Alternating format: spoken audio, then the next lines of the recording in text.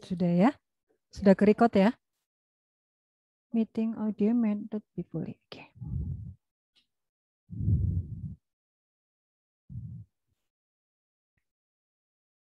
Baik, selamat pagi teman-teman. Selamat pagi teman-teman dari Sabang sampai Merauke. Ya. Saya selalu sampaikan selamat pagi meskipun suasana perkuliahan kita di sore hari ya, supaya tetap semangat. Hari ini adalah materi saya yang pertama tentang manajemen pemasaran jasa. Saya hanya 10 slide dan kita cepat saja.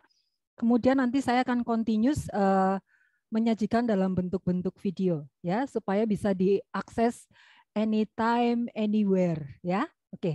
Baik, saya share screen ya. Oke. Sudah kelihatan semuanya ya? Oke. Materi kita di pemasaran jasa tentang dinamika bisnis jasa dan perkembangannya. Ya, saya hanya akan membahas sedikit basicnya, kemudian nanti saya ada study case setelah acara perkuliahan pertama ini. Saya akan mencoba memberikan contoh supaya nanti teman-teman bisa paham. Ya, oke. Slide pertama, saya masuk ke konsep dan pengertian jasa dulu. Ya, konsep dan pengertian jasa yang pertama itu segala aktivitas atau manfaat yang dapat ditawarkan oleh satu pihak ke pihak lain yang pada dasarnya tidak berwujud dan tidak menghasilkan kepemilikan apapun, ya, tidak berwujud dan tidak menghasilkan kepemilikan apapun. Nah, setiap tindakan atau kinerja yang ditawarkan oleh suatu pihak lain yang secara prinsip tidak berwujud dan tidak menyebabkan perpindahan kepemilikan karena tidak berwujud, ya. Kemudian jasa bersifat tidak berwujud, tidak terpisahkan, ya, bervariasi dan mudah lenyap. Itu jasa. Jadi kata kuncinya apa?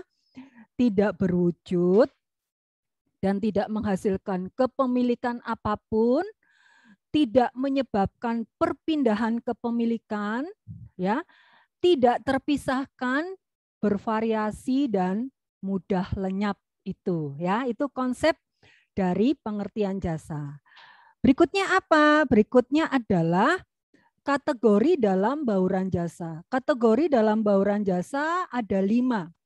Ada pure tangible good, no service, tangible goods with some services, hybrid equal part goods and service, major service with minor good, pure service no tangible goods. Nah, saya akan bahas satu persatu dengan contoh yang paling simpel ya. Yang pertama, pure tangible goods no service ya, barang berwujud murni. Tidak ada jasa yang menyertai produk. Jadi contohnya kalau kita beli pasta gigi, beli sabun dan lain sebagainya ya sudah kita beli aja ya. Tidak ada jasa yang menyertai produk tersebut. Ya, kita namakan barang berwujud murni. Nah, ada yang kedua tangible goods with some services ya. Barang berwujud yang disertai jasa. Nah, contohnya apa? Misalnya Anda beli mesin cuci, maka gratis ongkir kirimnya ya. Anda beli PC komputer ya, misalnya waktu beli PC komputer naik motor, aduh nanti jatuh sama tokonya, oke nanti kita antar, free ongkir kok gitu ya. Itu namanya barang berwujud yang disertai jasa. Kemudian ada campuran atau hybrid, yaitu penawaran jasa dan barang yang sama besar ya, apa tuh, balance gitu ya antara produk barangnya dan jasa servis yang diberikan. Contohnya apa? Pada saat kita makan di restoran ya, pada saat kita makan di restoran itu sebetulnya cost atau price atau harga yang ditetapkan di restoran itu sudah include Anda menempati tempat duduk di restoran itu, karena pada saat menempati di restoran itu Anda sudah menemukan kenyamanan restoran, Anda sudah menemukan pelayanan yang baik dari para waitersnya, itu bagian dari produk selain dari makanan yang kita santap. Karena apa? Kita menikmati lingkungan di restoran itu, ya. Pada saat kita makan di restoran kan biasanya kalau restoran tuh punya konsep-konsep ya, konsep yang berbeda. Misalnya, oh konsep alam, misalnya makan tapi ada gazebonya gitu ya. Harga makanannya paling apa sih, ayam penyet. Biasanya kalau di warung-warung 10.000 ya, kalau di Malang tuh nasi, ayam sama lalapan tuh 10.000 kelas pelajar ya. Tapi kalau begitu sampai di restoran harganya sudah beda. Bisa 40 sampai 50.000 karena apa? Bukan makan ayam penyetnya saja, tapi suasana di restoran itu kita juga beli gitu ya. Jadi harga makanannya include dengan kenyamanan yang kita peroleh di restoran. Itu ya, itu namanya hybrid. Kemudian ada jasa utama yang disertai barang dan jasa yang sangat kecil ya. Jadi produk yang kita terima, jasanya juga kita terima. Contohnya apa?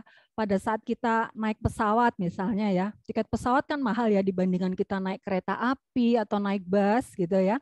Nah pada saat kita naik pesawat biasanya dapat apa? Saya sebut merek deh.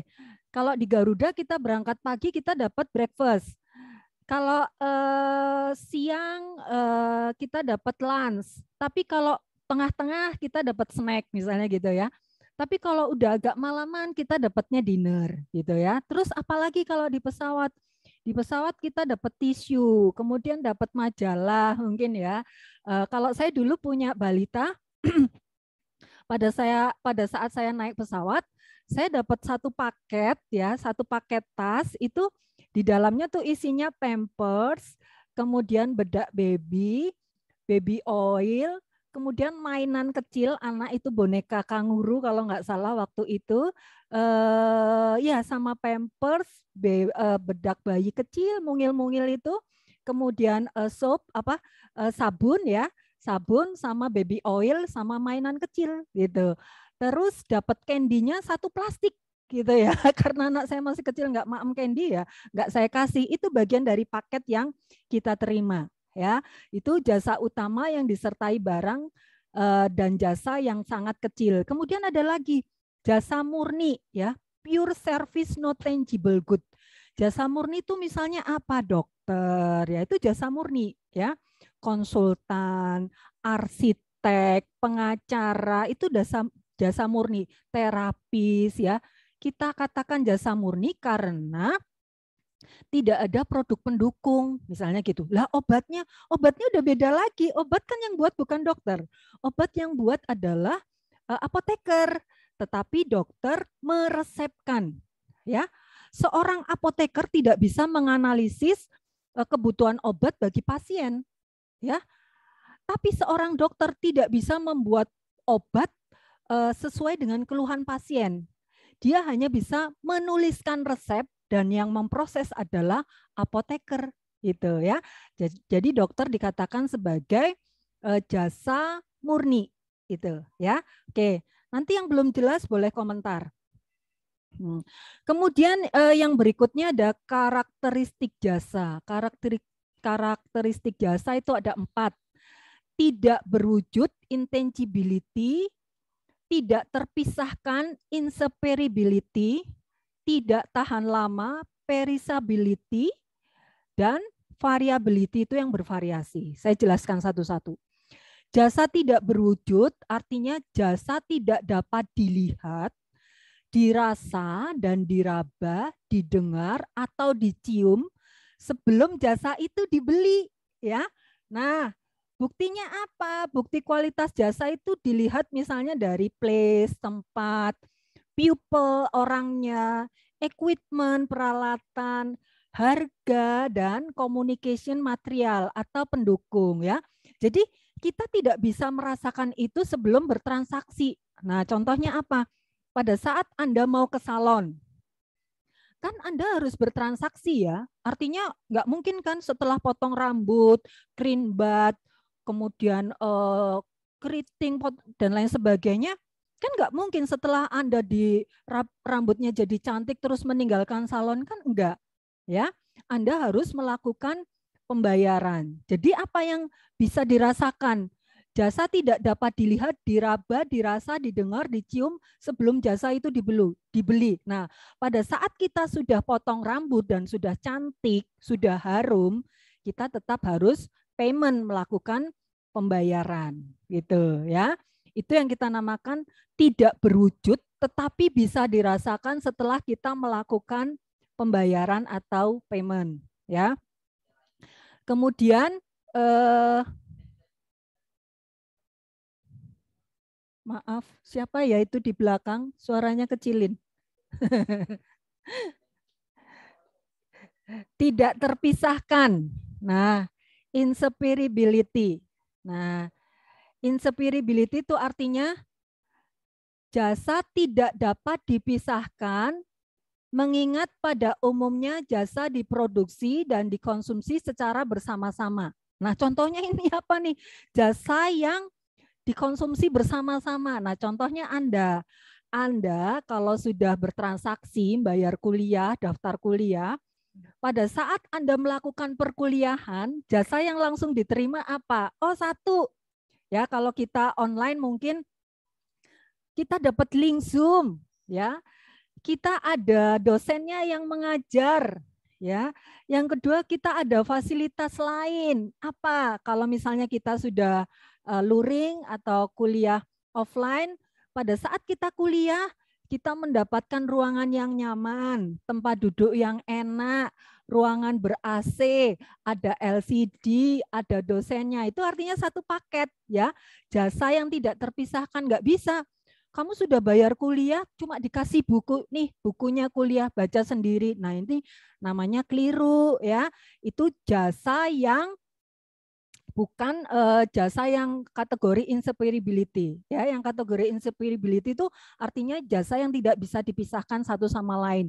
Misalnya Anda melakukan terapi pijat, misalnya terapi pijat kan otomatis ada tenaga terapisnya, mungkin ada equipmentnya, apa peralatan, oh ada tempat tidurnya yang nyaman, disediakan handuk, disediakan krimnya, disediakan mungkin after service, mungkin oh ada minuman jahe hangatnya atau mungkin minyak untuk penghangat tubuh dan lain sebagainya. Itu artinya jasa yang tidak terpisahkan, ya. Nah, ini contohnya saya berikan jasa pendidikan. Di situ ada dosen yang berkualitas, ruang kuliah yang oke, kemudian bisa dibuktikan dengan hasil lulusan yang baik atau outputnya baik.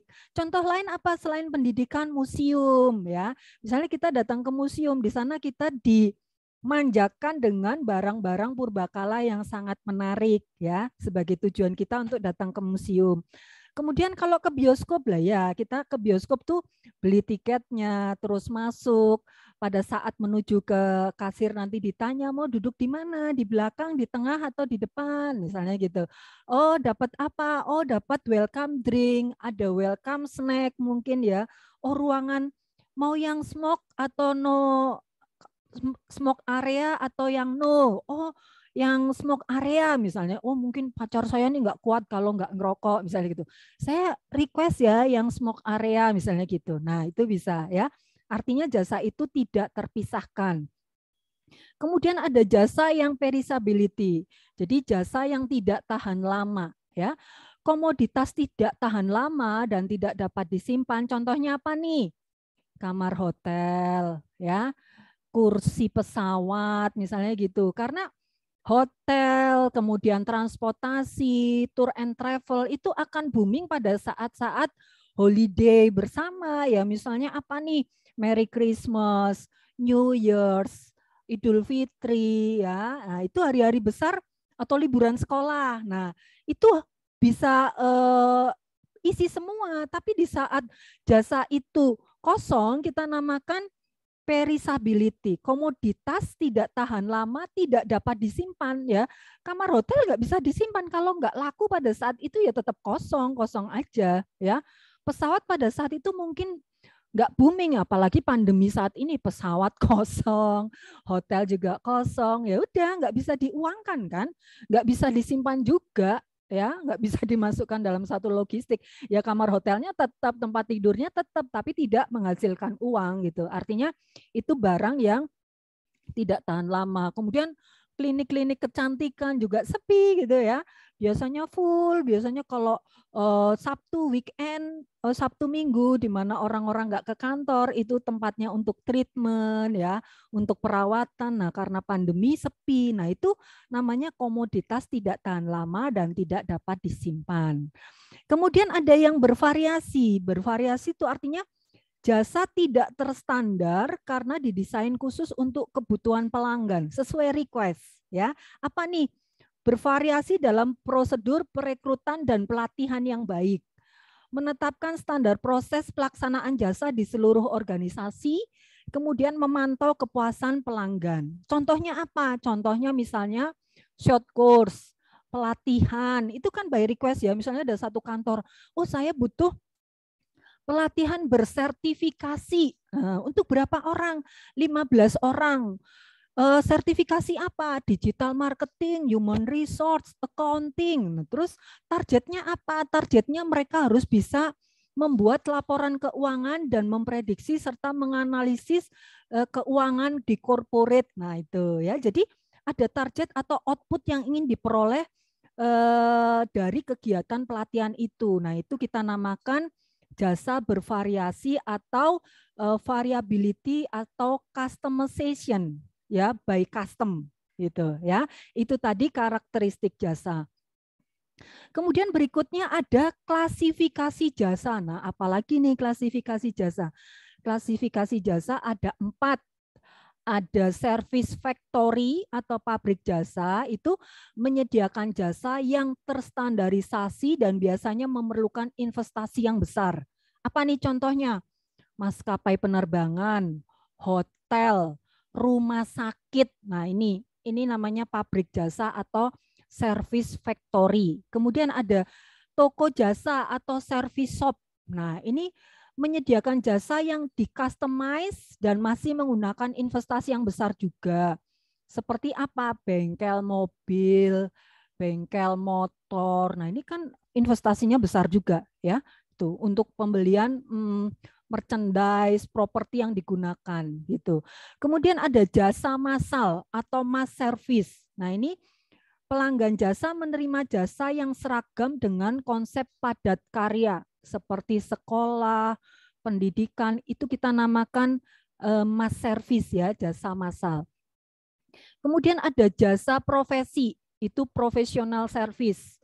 Pelanggan jasa akan menerima pelayanan khusus dari spesialis dan bentuk pelayanannya berbeda-beda berdasarkan kebutuhan pelanggan. Nah, contohnya apa? Dokter, konsultan, arsitek, pengacara, yaitu kategori jasa profesi ya. Penyanyi termasuk enggak? Iya, boleh juga ya. Jasa penyanyi, pelawak ya, itu ya. Nah, berikutnya ternyata ada matrik profesi jasa atau klasifikasi jasa. Nah, yang di sebelah kiri itu tingkat intensitas tenaga kerja, yang di atas tingkat interaksi dan customisasi. Nah, ini saya contoh. Kalau mass service sekolah, kalau mass service kan saya contohkan sekolah ya. Bagaimana tingkat intensitas tenaga kerjanya? Kalau sekolah tingkat intensitasnya tinggi. Bagaimana tingkat interaksi dan customisasinya? Tinggi juga kalau sekolah, ya. Kalau professional service bagaimana? Kalau professional service tingkat interaksi dan customisasinya rendah, tingkat intensitasnya tenaga kerjanya tetap tinggi. Iya, karena kan kita lihat ya, pada saat dia sakit keras, tingkat interaksi dan customisasinya mungkin bisa tinggi, tingkat intensitas tenaga kerjanya tinggi. Tapi begitu sudah sembuh kan akan menurun. Ya. Cenderung tidak stabil ya, karena kan orang sakit kan pasti tujuannya sembuh gitu, masa setelah dipegang dokter nggak sembuh-sembuh gitu ya. Kemudian konsultan juga gitu, pada saat misalnya jasa arsitektur, pada saat proses akan membangun rumah, komunikasi intensitas tenaga kerjanya sangat tinggi, tetapi begitu rumah mau jadi kan sudah mulai berkurang intensitasnya. Begitu juga kalau service factory ya, maskapai penerbangan dan hotel. Tingkat interaksi, kustomisasi, dan tingkat intensitas tenaga kerjanya bagaimana? Tingkat interaksinya tinggi pada saat kita akan menggunakan hotel atau maskapai penerbangan. Tingkat intensitas tenaga kerjanya rendah, karena kan kita tidak setiap hari naik pesawat, ya, tidak setiap hari tidur di hotel, hanya waktu-waktu tertentu gitu. Kemudian bagaimana dengan service shop? Ya, sedikit banyak hampir sama dengan profesional service ya. Cuma kalau service shop kita melihat sikonnya, tingkat interaksi dan kustomisasinya dan tingkat intensitas tenaga kerjanya cenderung rendah karena melihat kebutuhan. Pada saat mobil saya rusak, saya akan melakukan tingkat interaksi, kustomisasi, dan intensitas tenaga kerjanya akan tinggi. Tetapi kalau mobil saya tidak rusak, saya hanya konsultasi biasa. Oh, 6 bulan sekali mobil harus rajin servis misalnya gitu. Kan tidak setiap hari, tidak setiap bulan. Nah, ini yang namanya matrik profesi jasa dan klasifikasi jasa. Nah, berikutnya macam-macam jasa. Macam-macam jasa ternyata ada macam-macam jasa ada 6. Ada personal services, ada business services, ada professional services, ada financial services, ada public utility, dan ada entertainment. Nah, yang pertama personal services, gampang nih, barbershop, perias, mua, apalagi kira-kira personal services, banyak lah ya. Ini contohnya yang sederhana saja. Nanti Anda harus bisa mencari contohnya ya. Silahkan komen di saya. Contoh macam-macam services jenis personal service ya. Untuk mahasiswa saya harus komen nih. Harus bisa menyebutkan dari 6 ini apa saja selain yang saya sebutkan di sini. Kemudian business services, ada akuntan publik, ada notaris, jasa perdagangan, ada pengacara, arsitektur, dan lain sebagainya. Nah, kalau profesional services, guru, dokter, pengacara. Kenapa? Karena mereka untuk mendapatkan gelar profesional itu butuh waktu untuk pendidikan, short course, atau pelatihan yang bersertifikasi. Ya. Kemudian ada financial services, contoh apa? Bank, insurance, sekuritas. Nah, itu financial services. Kemudian ada public utility. Public utility itu apa? Listrik, tenaga listrik, air minum, telepon. Nah, ini biasanya orang public utility ini bisa memiliki background pendidikan, bisa juga, tapi karena faktor high experience yang sangat tinggi membuat dia pinter gitu, tanpa harus melakukan atau ikut dalam pendidikan formal. Itu public utility. Kemudian ada entertainment. Nah, ini apa contohnya entertainment? Olahragawan, pelawak, bintang film, musik, penyanyi. Nah, ini bagian dari entertainment, bagian dari jasa entertainment. Kalau Bu Tere apa? Kalau Bu Tere ngajar kalian, kita namakan professional services. Tapi kalau Bu Tere pas nyanyi, namanya entertainment, gitu ya. Kalau Bu Tere pas ngelawak, ya itu namanya entertainment. Tapi kalau pada saat Bu Tere ini mengajar kalian secara online, bisa dikatakan professional services. Karena untuk bisa mengajar kalian, saya juga sekolah dulu, nggak sembarangan, ya. Oke. Kemudian berikutnya, nah di dalam pemasaran jasa kita juga temukan marketing mix service. Kalau di marketing mix produk kita kenal 4, tapi kalau di marketing mix service atau jasa ada 7. Nah, kok bedanya banyak banget ya Bu? Iya, nanti saya jelaskan satu-satu. Sekarang saya introduction dulu. Next, kita akan bicarakan marketing mix service yang ada 7 ya. Jadi pemasaran jasa itu service marketing itu penggabungan dari sistem operasi dan sistem penyajian jasa dengan media yang dipakai untuk mengkomunikasikan jasa kepada konsumen guna terpenuhinya need and want. Ya, jadi kalau dalam prinsip pemasaran ingat enggak? Need, want, transaction. Ada keinginan, ada kebutuhan, ada transaksi, satu lagi ada daya beli. Daya beli itu apa? Punya duit, ya. Cuma keinginan toh nggak bisa beli, kita belum bisa dikatakan memiliki daya beli karena cuma ingin toh, tapi nggak bisa beli, ya. Ya, jadi kalau di pemasaran tuh ada kata kuncinya need, want, transaction. Tambah satu lagi daya beli, gitu ya. Nah, kalau di bauran pemasaran jasa ini ada produk, price, place, promotion. Di barang ada juga. Nah, kalau di jasa tuh ada yang spesial. physical evidence, ada pupil, ada proses. Penasaran? Nanti kita buat YouTube yang berikutnya ya. Dalam pertemuan berikut saya jelaskan lebih detail. 7 itu apa saja kalau di marketing mix service ya. Nah, kemudian ini simple job untuk kalian ya, untuk mahasiswa saya. Ayo nyoba cari satu perusahaan jasa. Kemudian coba lihat perusahaan jasa tersebut kategori bauran jasa apa. Yang kedua, karakteristik jasanya apa. Dan bagaimana matrik profesi atau klasifikasinya kategori apa. Dan termasuk macam jasa apa. Nah, ini tugasnya simpel banget supaya saya tahu sebenarnya penjelasan saya dari awal sampai akhir kalian paham nggak? Kalau nggak paham, yang keliru di mana? Saya atau Anda? Jadi pada saat saya bicara, kalian ngantuk, cuma lihat wajah saya, nggak mau dengerin, ya. Tapi kalau bisa berarti oke, ya.